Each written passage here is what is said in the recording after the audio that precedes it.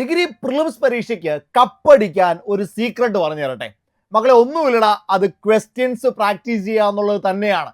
എത്ര ക്വസ്റ്റ്യൻസ് നിങ്ങൾക്ക് പ്രാക്ടീസ് ചെയ്യാൻ പറ്റുമോ അത്രയും ക്വസ്റ്റ്യൻസ് നിങ്ങൾ പ്രാക്ടീസ് ചെയ്തോ. നിങ്ങളുടെ ജീവിതം മാറി മറിയാൻ പോകുന്ന ആ ഡിഗ്രി പ്രിലിംസ് നേടാനായിട്ട് നിങ്ങളെ അത് ഒരുപാട് ഹെൽപ്പ് ചെയ്യാൻ പോവുകയാണ്. അതിനു വേണ്ടിയിട്ട് മക്കളെ സൂപ്പർ നോട്ട്സ് ഒരു അടിപൊളി ടെസ്റ്റ് പാക്ക് ഇതാ സ്റ്റാർട്ട് ചെയ്യാനായിട്ട് പോവുകയാണ്. ജനുവരി മാസം 20-ാം തീയതി തന്നെ നമ്മൾ ടെസ്റ്റ് പാക്ക് സ്റ്റാർട്ട് ചെയ്യാണ്.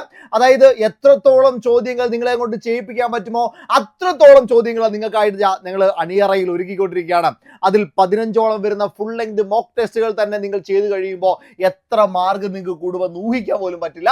അത്രമാത്രം ജോലിയിലേക്ക് നിങ്ങൾ അടുത്തുകൊണ്ടേയിരിക്കും. മക്കളെ, അതിനു മുമ്പ് എന്താണ് നിങ്ങൾക്ക് പഠിക്കാനുള്ളത് എന്നുള്ള കാര്യം കൃത്യമായിട്ടൊന്ന് മനസ്സിലാക്കണം. അതായത് ഞാനിപ്പോൾ ഈ കാണിച്ചിരിക്കുന്നത് ഡിഗ്രി ലെവൽ പ്രിലിമിനറി പരീക്ഷയുടെ സിലബസ് ആണ്. ഓക്കെ, ഡിഗ്രി പ്രിലിംസിന്റെ സിലബസ് നമുക്ക് വന്നു, അതിന്റെ ഡേറ്റും കാര്യങ്ങളും ഒക്കെ അറിഞ്ഞിട്ടുണ്ട്.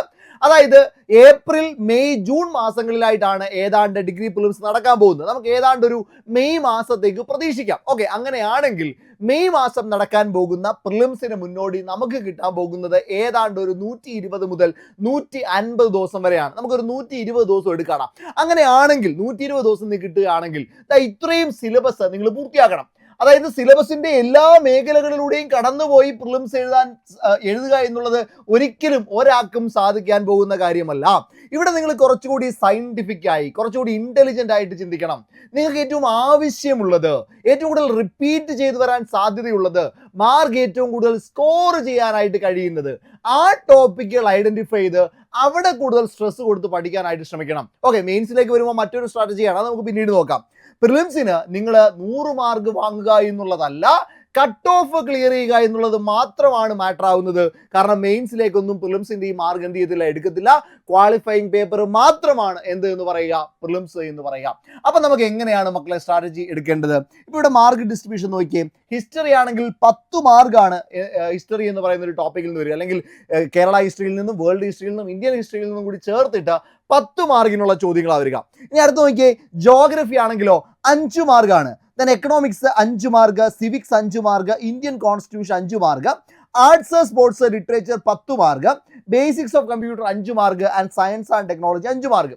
അതായത് GK പോർഷൻസിൽ നിന്ന് മാത്രം നിങ്ങൾ വാങ്ങേണ്ടത് 50 മാർക്കാണ്. ബാക്കി 50 മാർക്ക് എവിടെയാണ്? അത് തന്നെയാണ് ഇതിൽ ഏറ്റവും പ്രധാനപ്പെട്ട കാര്യം. അതായത് ഇംഗ്ലീഷ് മാത്സ് മലയാളത്തിൽ നിന്ന് നിങ്ങൾ സ്കോർ ചെയ്യേണ്ടത് 50 മാർക്കാണ്.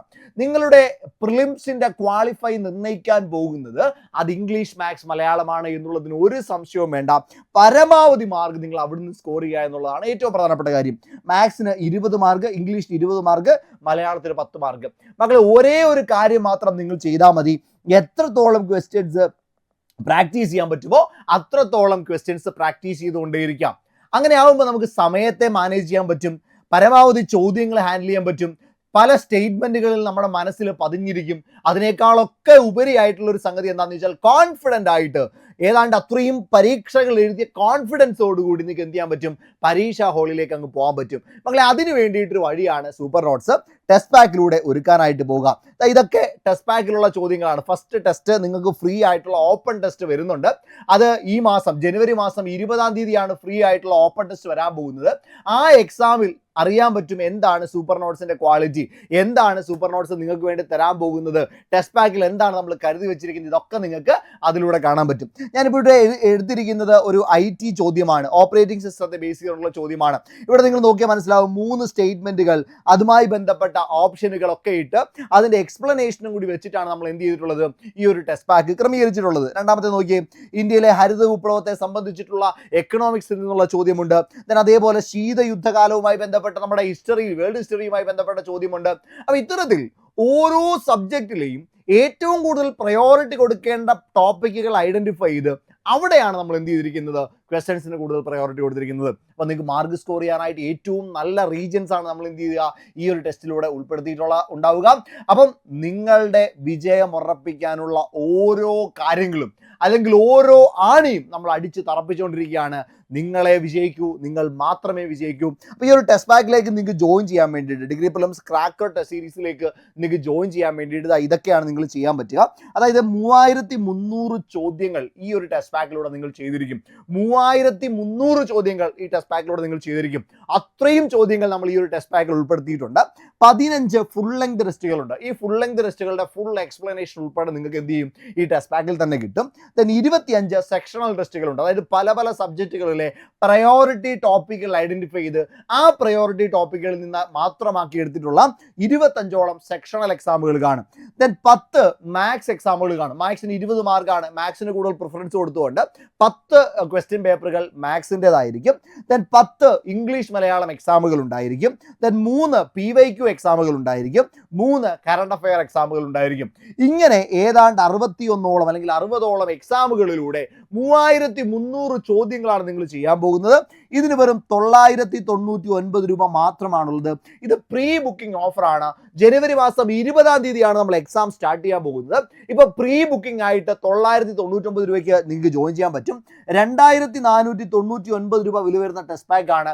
2499 രൂപ ടെസ്റ്റ് പാക്ക് ഇപ്പോൾ എത്ര രൂപയ്ക്കാണ്? 1500 രൂപ ഡിസ്കൗണ്ടോടുകൂടി 999 രൂപയ്ക്ക് ജോയിൻ ചെയ്യാം. ഇത് പ്രീ ബുക്കിംഗിൽ മാത്രമുള്ള ഓഫറാണ്. ഈ ഓഫർ മാറും. അതുകൊണ്ട് എത്രയും പെട്ടെന്ന് തന്നെ നിങ്ങൾ എന്ത് ചെയ്യുക, നിങ്ങളുടെ സീറ്റ് ഉറപ്പിക്കുക, നിങ്ങളുടെ ടെസ്റ്റ് പാക്ക് ഉറപ്പിക്കുക, എന്നിട്ട് ജോയിൻ ചെയ്തോ. 20-ാം തീയതി വെയിറ്റ് ചെയ്തോ. ടെസ്റ്റുകൾ ചെയ്ത് നമുക്ക് കയറി പോകാം. വെറും 999 രൂപയ്ക്ക് മാത്രമേ ജോയിൻ ചെയ്യാൻ, നിങ്ങൾക്ക് ഇപ്പോഴേ ജോയിൻ ചെയ്യാൻ പറ്റൂ. പിന്നീടാണെങ്കിൽ ഈ ടെസ്റ്റ് പാക്കിന്റെ വില കൂടും. അപ്പോൾ എത്രയും പെട്ടെന്ന് തന്നെ ജോയിൻ ചെയ്തോടാ. അടിപൊളിയായിട്ട് പഠിച്ചു തുടങ്ങിക്കോ. പരമാവധി ചോദ്യങ്ങൾ ചെയ്തോ. ഡിഗ്രി പ്രിലിംസ് നിങ്ങൾ നേടിയിരിക്കും.